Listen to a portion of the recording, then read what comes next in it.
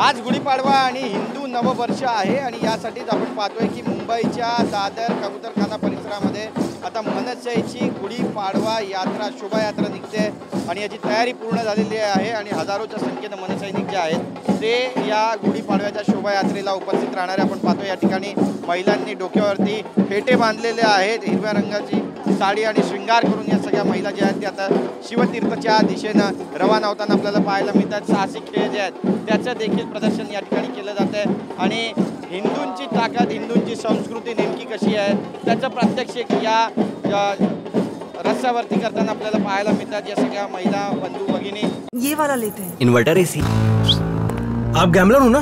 Gambler? जुआ खेलते हो ना? तुम जुआ खेलते हो? अरे नहीं, ये तो कुछ भी बोले जा रहे हैं। इतनी महंगी और नाजुक एसी खरीद कर स्टेबलाइजर नहीं लोगे तो ये जुआ नहीं हुआ तो क्या हुआ? सिर्फ एक फ्लक्चुएशन आपके इन्वर्टर एसी के पार्ट्स को डैमेज कर सकता है। उसे वी गार्ड से सुरक्षित रखिए।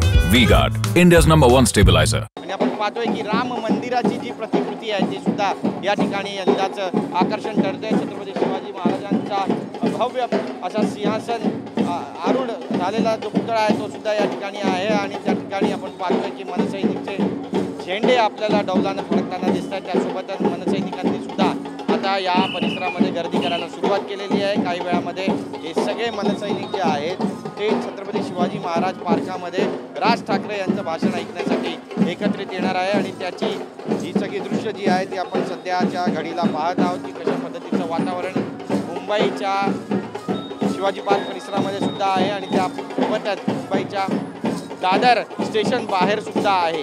ही सगळी दृश्य आपण पाहतोय। राम मंदिराची प्रतिकृती यंदा पुन्हा एकदा मी माझा कॅमेरामॅन रोशन गायकवाडला सांगेल की दाखवावी कशा पद्धतीचं वातावरण आहे आणि राम मंदिराची प्रतिकृती म्हणजेच हिंदूंचा जो अजेंडा आहे, हिंदूंचा जो सण आहे तो आपण किती उत्साहानं साजरा करतो हे दाखवण्याचा प्रयत्न या ठिकाणी होतो आणि सगळी प्रात्यक्षिक पहा, साहसी खेळ या ठिकाणी सादर केले जात आहेत आणि एक कलाकृती जी आहे ती सुद्धा या ठिकाणी सादर केली जाते।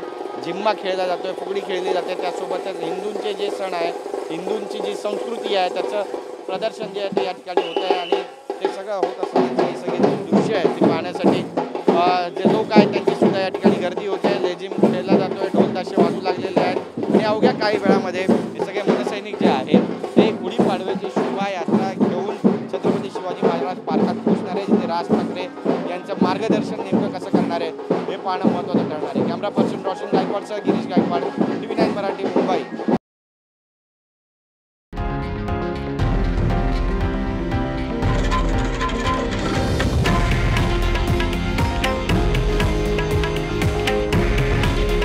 हे आहे देशातील नंबर 1 न्यूज नेटवर्क आणि आपण पाहत आहात TV9 मराठी।